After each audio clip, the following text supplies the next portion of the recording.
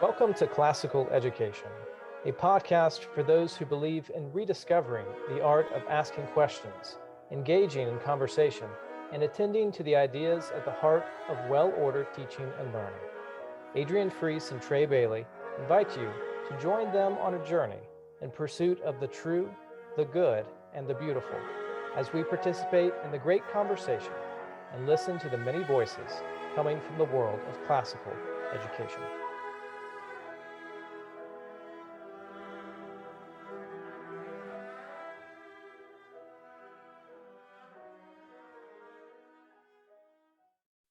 In this episode, we would like to talk about what we mean when we say rediscovering the art of asking questions.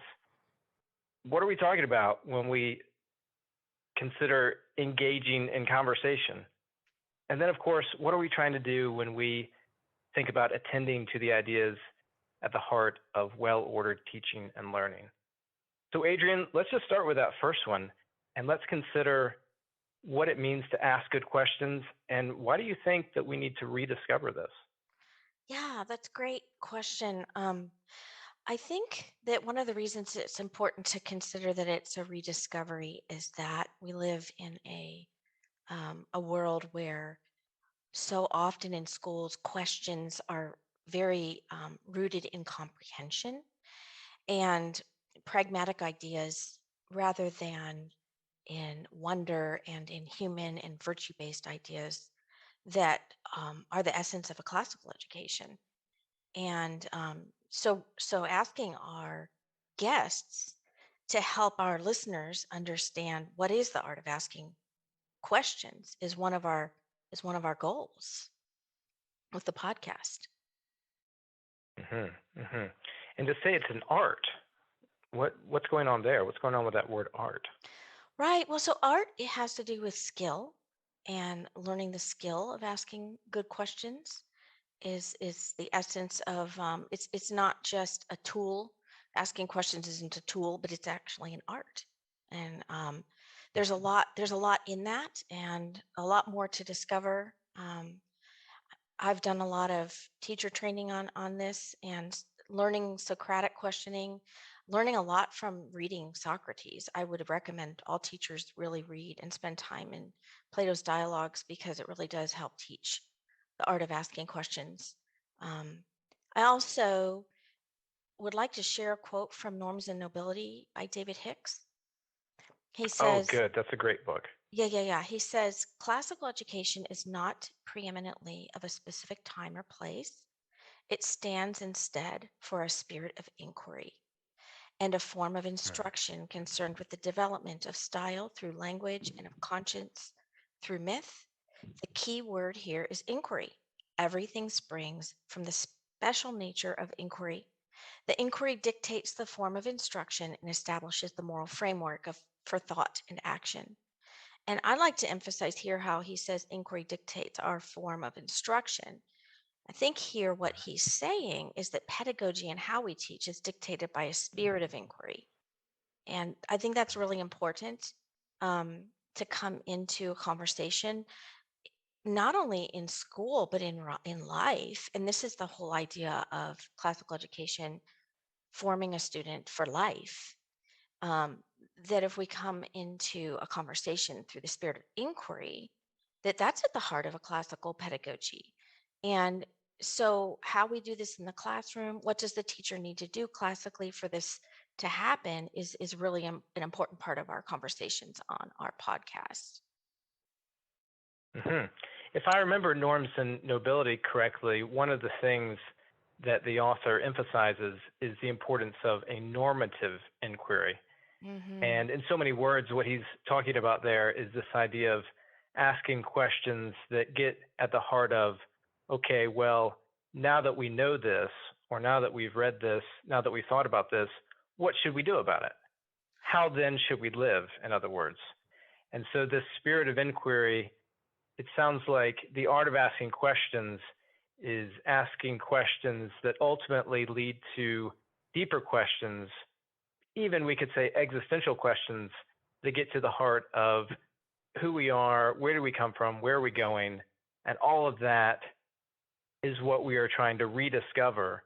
And I know that our guest that we have in the episodes to come will talk about that, whether we have someone who is talking about asking good questions in the science classroom, asking good questions while reading through a work of literature, or anything else involved in the life of a school.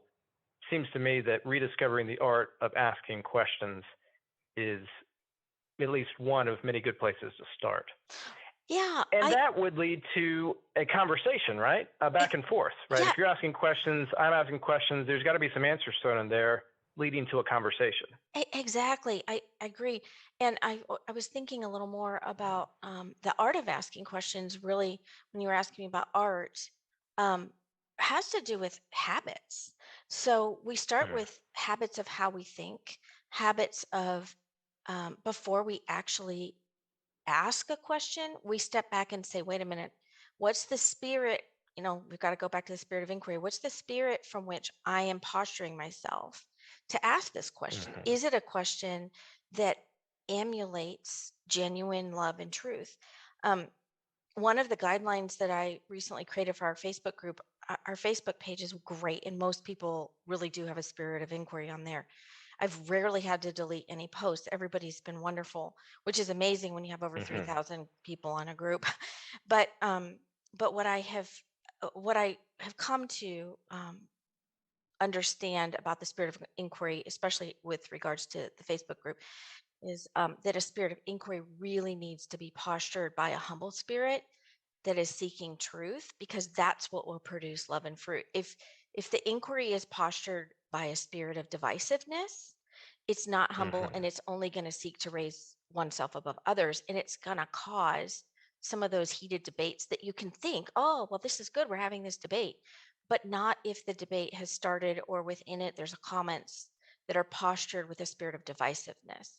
And so I think that's a really important distinction when you're dealing with the spirit of inquiry in like social media. And I think going back to the art of asking questions is just a habit that we as humans learn through rules of civil discourse, and schools that have Socratic seminars are teaching the children the rules of civil discourse, which I learned around the dinner table at my grandparents' house. Right. But so many In many kids ways, a today lost aren't. art. Right. Yes. Exactly. What you're talking about there is the art of asking questions, and also the art of listening.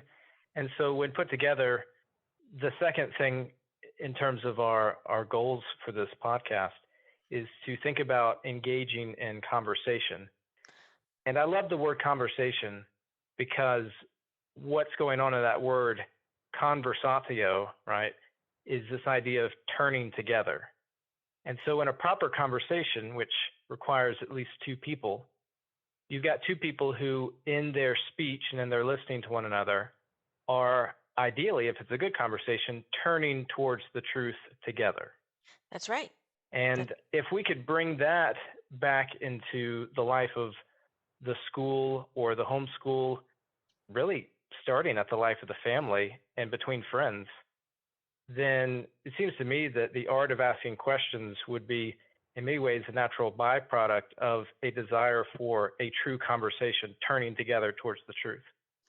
Yeah, that's a great point. I really like that you said that. One of the things that we talk about as well a lot is engaging in the great conversation. And I know that some of our listeners are new to classical education. They don't even know what the great conversation is. It is something, right? I'd love to have you explain to our listeners what it is and what it means. Well, there are many ways to think about education and to think about classical education. And one of the ways it's been described is to take part in the great conversation. In other words, we're talking about a conversation that is great, meaning big. It's been around for a long time. Lord willing, it'll continue for a long time. And if you imagine yourself stepping into a room, let's say, that's full of people, and let's imagine that these people are from the past and in the present, and you step into the room and you hear a conversation going on. I would imagine that, if you grew up like you did, sitting around the dinner table with your grandparents, you'd probably listen in a little bit first and try to catch the the direction of the conversation, hear from the various voices in the room, and then at some point, you may jump in yourself and contribute something to the conversation, throw in your oar, so to speak, and the conversation continues. And in thinking about a ongoing conversation that's been going on long before you entered the room and will continue going on even after your own departure from this life, that's what we mean when we talk about the great conversation. And so it's an orientation towards the past, listening to the voices of the past, and also, as we'll find, the people who are on our show are people who are actively working in the present, Yep. part of that same conversation that's ongoing. Exactly. I love that. And this bringing in the spirit of this great conversation is really important to the curriculum that's chosen. Even that great books are chosen for students to read so that they're being put in touch with the great thinkers of the past and the great authors, the great educators of the world. And classical education is kind of our goal in the podcast, is introducing everybody to, there's so many great thinkers in this huge movement, and we want to help bring that great conversation into the world of the podcast world. So, and Yes. we've been making great connections. It's been really exciting. We're really excited about, oh my goodness, it's been amazing. We're trying to make sure that we have a variety of guests with lots of different perspectives, because different perspectives is also really a big part of the great conversation. Uh, Also That's engaging with. right. And so, Mhm. well, finish your thought, please. No, I was just saying, and also engaging with people on our Facebook group. We've interviewed a few of them as well, and I want to continue to do that. I want to continue bringing some of the people who have been faithful posters and followers and contributors to the Facebook community on the podcast. Exactly. In so many ways, we want to extend an invitation just as much as we invite our guests onto the show. We want to extend an invitation to our listeners to join in the great conversation in so much as we can participate in it. And part of that is contributing to and learning from the tradition, which we have inherited, right? That word tradition means handed down. So there are certain things that we have received from people who have come before us, and we want to be good recipients and stewards of that. We want to conserve and preserve some things that are worthy of being passed down to the next generation. And in that sense, we're really inviting people into not just a conversation, not just a handing down of a tradition, but really an initiation into a way of being, into a life. I love that. And I think that leads into our third major point of what we're trying to do together, this idea of attending to the idea, or the ideas rather, at the heart of well-ordered teaching and learning. Maybe you can help us understand what we're talking about. Let's start with this idea of well-ordered. What's going on there? Oh, wow, Trey, that's a big question. There's a lot there.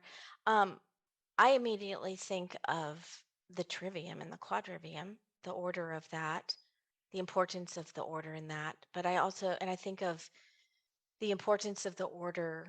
I love the trivium. It's kind of an area that I've been reading and researching about for about 5 years. And Mm-hmm. the order within the trivium shows so much. There's an order within habits. I believe strongly that habit building is a really huge part of the trivium. Habits of thinking, habits of speaking, habits of listening, habits of learning how to speak eloquently and how to craft things, how to craft your writing. All of that is part of well-ordered teaching and learning. um, but on our website, we also posted 4 podcast goals that are listed on our website, and these goals I think are particularly important for our guests, and they bring together all of the well-ordered teaching and learning. And if our guests would like to see what those goals are, they're listed on our website at classicaleducationpodcast.com. And we have those there because they help you and I bring the conversations back to this idea of well-ordered teaching and learning when we're talking to our guests on the podcast. So we try to bring a lot of our interviews back to these ideas that help establish the well-ordered teaching and learning. And I think we've done a really good job at that with all of we're always trying to come back to some of those 4 key points when we're interviewing. And most of our guests have really enjoyed talking about those things. And there's a lot of ideas within it. It's a big idea. It's not just a little idea that we can talk about in a few minutes. I think it's also really important, we're going back to the great conversation, that when we're putting students in touch with the great minds, that is going to help establish the well-ordered thinking, because you're going to begin to develop relationships. Charlotte Mason calls it the science of relations, these relationships with the great thinkers and the beautiful ideas, and these relationships with nature outside, studying and asking questions about why are the clouds in the sky, starting when you're little, and always having those questions is at the heart of well-ordered teaching and learning. So it kind of circles back to the idea of asking questions, allowing good questions to be asked, and allowing students to have a spirit of inquiry and wonder in the classroom, even if it deviates from a lesson plan. That's part of well-ordered teaching. So there's a lot of meat in this idea. So you and I craft really specific questions to help get back to this. And I really hope our listeners will look at those 4 goals and begin to kind of hear them and see how they're woven through the way you and I ask questions on the podcast. And I was even thinking through how this idea of well-ordered teaching and learning is really tied to the great books, and as a really important foundation as an educator. But you have a real passion for John Senior's work. And one of the things I remember you sharing with me is that he, in his wisdom, says that in order to read the great books, the student first needs to read the lesser great books, like for pre-K 12. So could you give some examples? He calls them the good books. Yeah, tell us about that. Right. Well, I was delighted to discover John Senior just a few years ago, and he is someone that I wish I had read earlier in my career and earlier in my approach to thinking about education. One of the things he talks about is thinking about how students, especially in college, are expected to, jump in to the great books.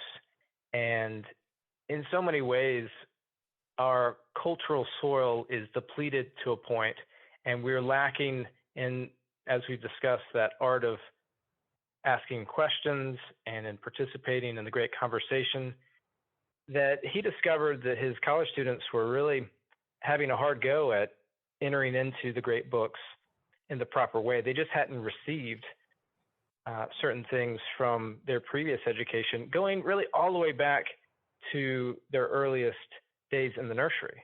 Mm-hmm. And so John Senior talks about the importance of providing certain things for children. And so he's oftentimes best known for his list of 1,000 good books. So he's done some of the legwork for you and has listed some books.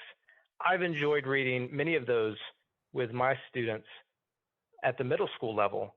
And I'm so eager to see them, take some of the things they're learning in the classroom from the text, but also how we approach the text, how we enjoy the text together, the questions and the conversation that come out of reading these good books that I know they'll be able to readily apply when they jump into what we call the great books. So to pick up Homer or to pick up Milton or Dante, already having a certain art of approaching literature, Right. for one thing. Yeah, good point. That's Good something point. that I think John Sr. can help us with. And I know that many of our guests are starting to rethink, okay, well, what would that look like, let's say in the math classroom or in the science classroom? There's a lot of talk about how this can be applied in literature, but I know that our guests are currently thinking through, okay, well, what can we do to take a similar approach in these other subject areas? And I think our listeners will be delighted to not only hear about the philosophical underpinnings, but also get some really practical advice and probably some book recommendations thrown into the mix. I agree completely. In fact, we talk about a lot of books on all the podcasts. Yeah. One of the you brought up reading some of the books to your middle school students that maybe perhaps they had missed, and I had a similar experience. I was working with some middle school teachers. This was about 4 years ago, and this was a brand new. These were some charter schools that were transitioning to a classical model, and I gave them some lessons from Plutarch, and this was for middle school. And my kids started reading Plutarch. I mean, we started reading Plutarch when they were about 10. I read it out loud and they narrated it to me. But I thought these middle school students could handle it, but they really could not. And I Right. think it's because I had read so many foundational books to my children. They knew good literature, and they were already attuned to the kind of language that's a little more difficult if you're not accustomed to it. And so, yeah, even getting kids ready for middle school. And so what these teachers ended up doing, which was so interesting, is they ended up with these middle school students reading Beatrix Potter and Aesop's Fables. And that takes us kind of back to the progymnasmata, which is classical writing. It's the 12 or 14 steps of classical writing. And the first step is fable. And they're really fun writing exercises. I love doing fable writing exercises with teachers. They're really, really fun. And but these students just loved the Aesop's Fables and the Beatrix Potter stories. They loved them. And they had not a lot of them had never heard them. And you're just thinking, wow, like, and I remember, what was it, a couple years ago, the Peter Rabbit movie came out, which was absolutely nothing like the Peter Rabbit storybooks. And it makes me Right. sad to think that there's children out there today that their parents would never read them Peter Rabbit, but they went and saw that movie that it's completely adulterated the Beatrix Potter versions. So I Yes. think that's kind of Yeah. one of the things we're getting at too, is the importance that uh, transition schools and even kids that are new into a classical school, having those middle school teachers help those new students that are maybe perhaps coming from a public school and they're 14 and they've never had this kind of education, kind of help them along with some basic, fun lessons. And even starting off the school year with an Aesop's Fable, what a great way to start off the first week of school in every grade. That's right. It's great. They're timeless. They're for everybody. And I always recommend to schools, hey, every grade should start off the first week of school with an Aesop's Fable. It's an easy way to get the kids, back into the school year. I think that's good advice. One thing that I want parents to hear is that, whether you are homeschooling or your children are going to a school outside of the home, it's never too late to start bringing these books into your own home and to even start reading them yourselves. That's right. And what you'll find is that, there is a world of wonderful literature out there, and you can start today. And I know that our guests are going to bring a lot of good recommendations, and I'm eager to hear about some books that I can add to my collection. I expect this podcast to not be very good for people's bank accounts, because they're probably going to be getting some Amazon packages at the door, ordering a few books here and there. Or their Amazon wish list is going to grow. That's right. Yeah. That's exactly right. Right. Yeah. I had a really wonderful bonus podcast interview with Joshua Gibbs on The Little Prince, because I just happen to think that that's a Yes. book that every teacher ought to read. And so that Mhm. particular bonus podcast is going to be on our Patreon for exclusive for Patreon members. So we're hoping that that will bless some people. We'll have some of those bonus podcasts. And so, yeah, getting to hear from, and I'm interviewing Chris Hall actually this week on two of his favorite poems. So it's just going to be really fun to have some of our guests, you know, share with us some of their favorite books that they've enjoyed, and have those as little bonus podcasts for our listeners. Mhm. Um, Mhm. well, Well, Trey, I think our guests are in for a real treat. I know that we have been spending a lot of time talking to a lot of beautiful people, great educators and administrators, headmasters, headmistresses, teachers in the classroom, parents at home.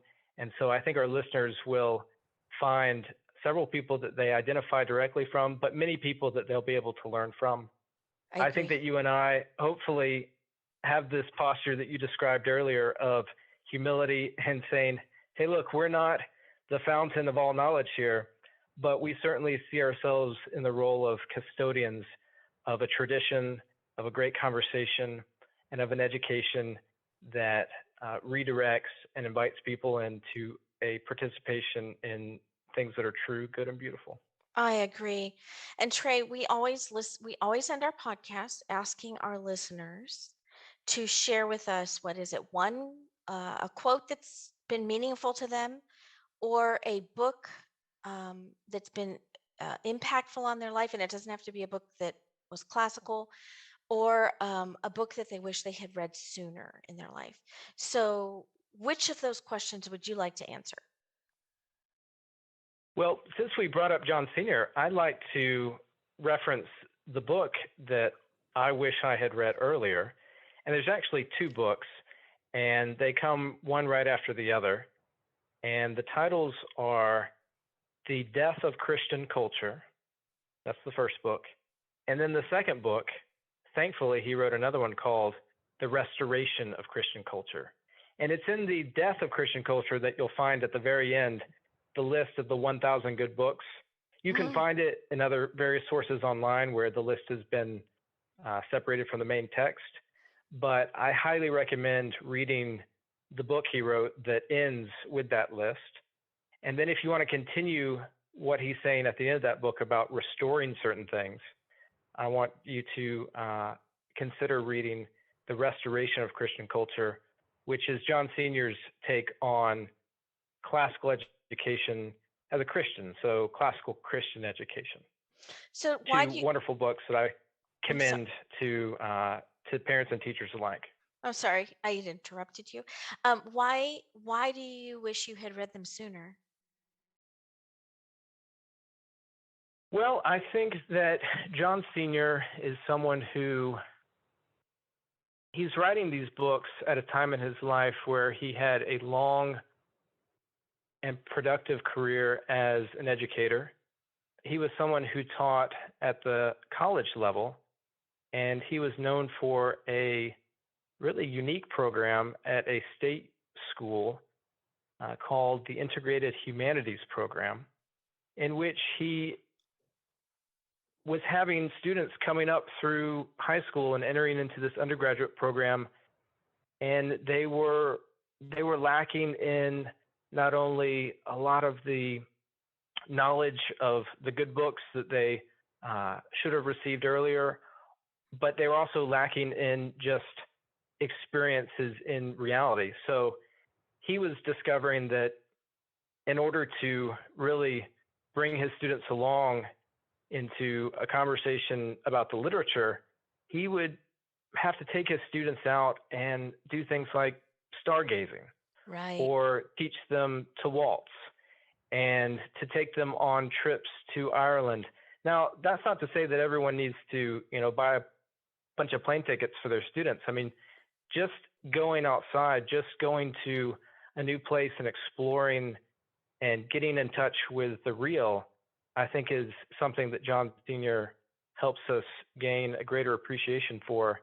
And to have that in addition to the reading of, what Charlotte Mason would call living books, I think that John Senior and Charlotte Mason would have been Oh, dear friends. And so if absolutely. you're a reader of Charlotte Mason, or if you're interested at all in this classical renewal movement, I think you'll find John Senior to be a voice that needs to be a part of the many voices that are informing and shaping your approach to education. Yeah, do you think that if you had read him sooner, it would have changed the way you participate in life earlier? I would hope so. I think, the question of, what book do you wish you had read earlier in life, in some sense, is, of course, you later in life reflecting back. And I don't know if I would have been ready to receive all of the things he says. Mm, But, in hindsight, of course, I now see that, yeah, I think being more aware of, what's at the heart of a good education, and also having someone who is experienced and well versed in, you know, sort of engaging in the various challenges that teachers face. It's good to sure. have a person like that speaking into your life as a young teacher. And so, just as much as it's important to have living mentors, I think one should have voices from the past teaching you and informing you and shaping the way you think about your vocation. I love that so much. Um, yeah, John Senior's at the top of my book list. I need to read him. I've had so many of my good friends who know how much I love Charlotte Mason tell me he's perfect. You will love him. um, I agree that they would be good friends from what my friends who love Charlotte Mason have told me.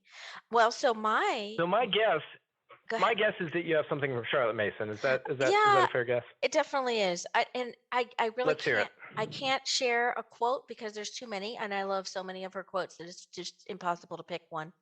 Um, so I would say that the book I wish I had read sooner was Charlotte Mason's A Philosophy of Education, which is volume 6 in her 6-book series called Home Education. And the reason, Mhm. and I've read the book 5, 6, 7 times. I have no idea. Parts of it I've read a dozen times. But the reason I wish I had read it sooner is I started reading it after I had 4 children and after I started homeschooling them. And so I did start homeschooling them in elementary school. My son was 4 when I pulled him home, or fourth grade, sorry, fourth grade. So he was 10. Um, my youngest was like 4. So I had, 4 kids in elementary age.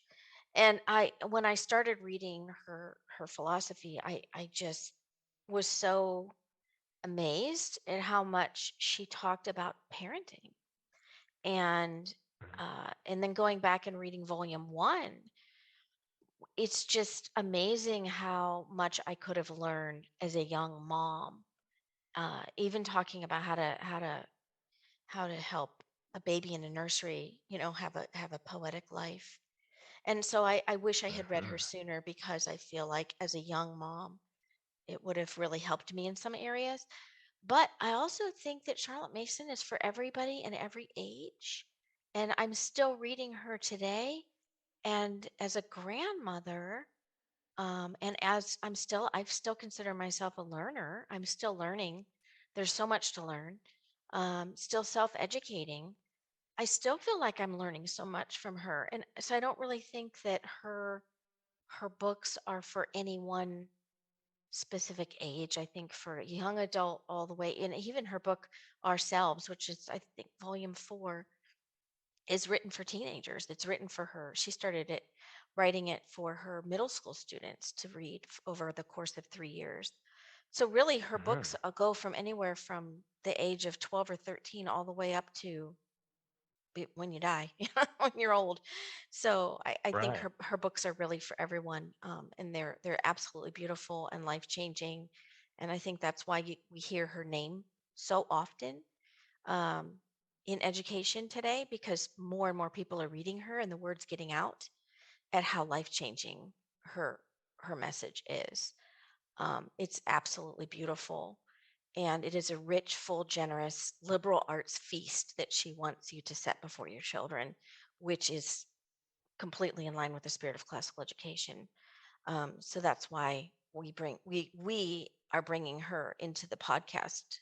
And I think our listeners are going to hear her name quite a bit, and they're going to start making some really great connections. And our first guest, Dr. Lou Marcos, has a wonderful story about Charlotte Mason and something he's written about her that will come out on episode 1 that our listeners, I think, will get a kick out of, and we'll be posting his essay that he wrote about Charlotte Mason on our website and on our Facebook page once the podcast airs. So I think our listeners are in for a real treat.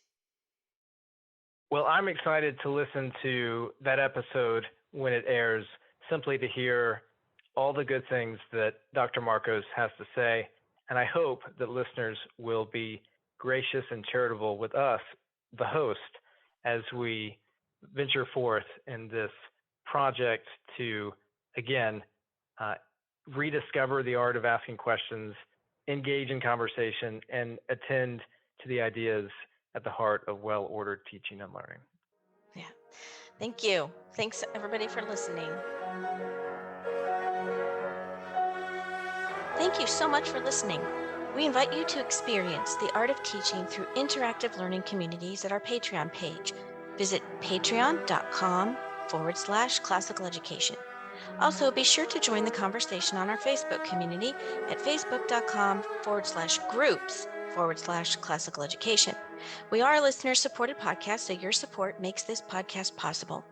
As the great artist and educator John Ruskin once wrote, "Well, my friends, the final result of the education I want you to give your children will be, in a few words, this: they will know what it is to see the sky, they will know what it is to breathe it, and they will know, best of all, what it is to behave under it, as in the presence of a Father who is in heaven."